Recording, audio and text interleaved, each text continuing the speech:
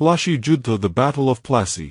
পলাশীর যুদ্ধ হল 1757 সালের 23শে জুন মুর্শিদাবাদের পলাশীর আম্রকাননে বাংলার শেষ স্বাধীন নবাব সিরাজউদ্দৌলা এবং ব্রিটিশ ইস্ট ইন্ডিয়া কোম্পানির মধ্যে সংঘটিত একটি ঐতিহাসিক যুদ্ধ।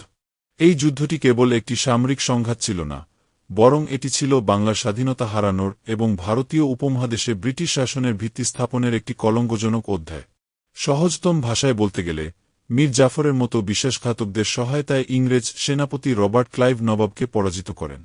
এই পরাজয়ের ফলেই বাংলার 200 বছরের পরাধীনতার সূর্য উদিত হয় এবং ব্যবসায় করতে আসা ইংরেজরা এ দেশের রাজনৈতিক ভাগ্যবিধাতা হয়ে বসে। ইতিহাসবিদদের মতে পলাশীর যুদ্ধই ভারতকে বিজয়ের পথ ইংরেজদের জন্য সহজ করে দিয়েছিল।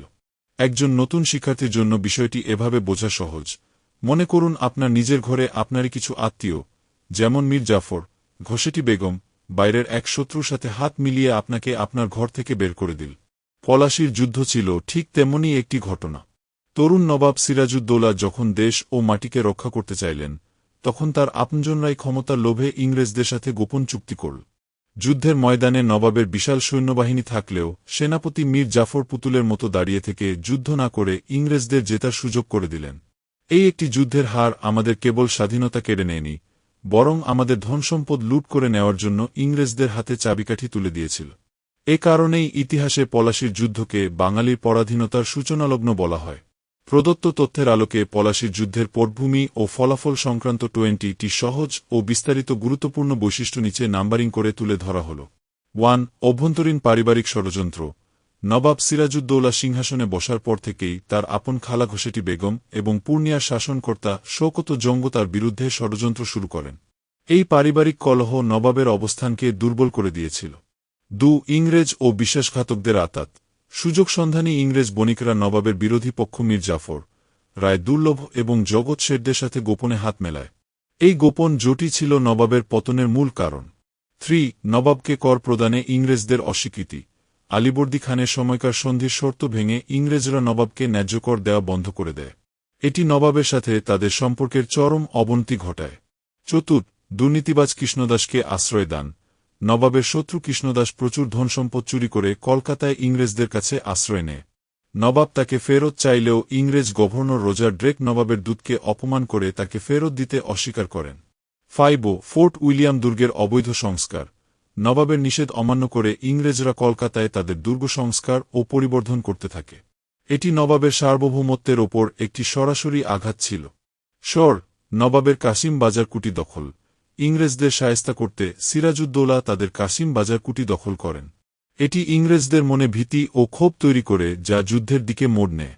7. ইংরেজদের কলকাতা পুনর্দখল। রবার্ট ক্লাইভ মাদ্রাজ থেকে এসে নবাবের হাত থেকে কলকাতা পুনরায় ছিনিয়ে নেন। এর ফলে নবাব ও ইংরেজদের মধ্যে আলীনগরের সন্ধি স্বাক্ষরিত হয়, যেখানে ইংরেজরা অনেক বাড়তি সুবিধা পায়।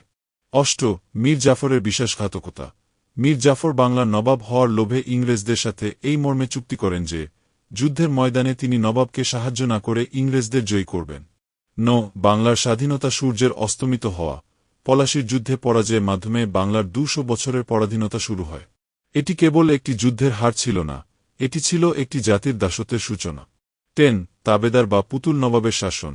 যুদ্ধের পর মীর জাফরকে নবাব করা হলেও তিনি ছিলেন ইংরেজদের হাতের পুতুল। প্রকৃত ক্ষমতা চলে যায় রবার্ট ক্লাইভের হাতে। 11. ব্যবসায়িক একচেটিয়া আধিপত্য। যুদ্ধের পর বাংলার ব্যবসায় বাণিজ্যে ইংরেজদের একক অধিকার প্রতিষ্ঠিত হয়। দেশীয় বণিক ও শিল্প প্রতিষ্ঠানগুলো ধ্বংসের মুখে পড়ে। 12. বিশাল সম্পদ লুণ্ঠন। পলাশীর জয়ের পর ইংরেজরা মুর্শিদাবাদের রাজকোষ থেকে সোনা, রূপা ও হীরামুক্তা লুট করে লন্ডনে পাচার করে।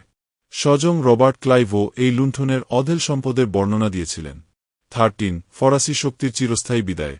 বাংলার সম্পদ ব্যবহার করে ইংরেজরা তাদের প্রধান প্রতিদ্বন্দ্বী ফরাসিদের এ দেশ থেকে বিতাড়িত করতে সক্ষম হয়।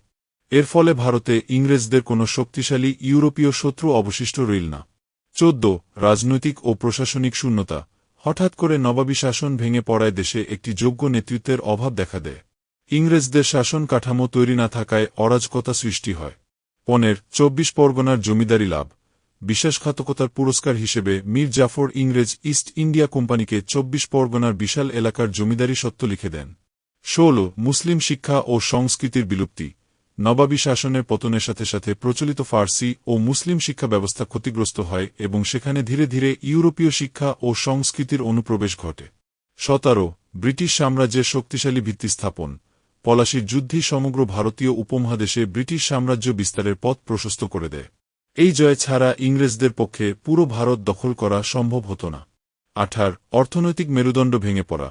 ইংরেজরা বিনা শুল্কে বাণিজ্য করার সুযোগ পাওয়ায় বাংলার সাধারণ কৃষক ও তাঁতিরা চরম দারিদ্র্যের শিকার হয়। বাংলার টাকা ও সম্পদ বিদেশে পাচার হতে শুরু করে। 19 প্রগতি ও আধুনিকায়নের ছোঁয়া। যুদ্ধের একটি ইতিবাচক দিক হিসেবে কেউ কেউ মনে করেন, এর মাধ্যমে বাংলার স্থবির সমাজে আধুনিক সামরিক কৌশল, কূটনীতি ও ইউরোপীয় চিন্তাচেতনার প্রবেশ ঘটে, যাকে বাংলার রেনেসাঁস বলা হয়।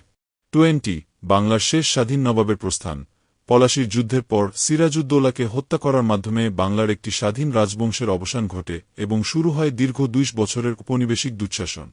আমি কি আপনাকে পলাশীর যুদ্ধের এই পরাজয়ের পর বাংলার মানুষের ওপর নেমে আসা সেই ভয়াবহ 76 মন্বন্তর বা দুর্ভিক্ষ সম্পর্কে আরও বিস্তারিত তথ্য দিয়ে সাহায্য করতে পারি?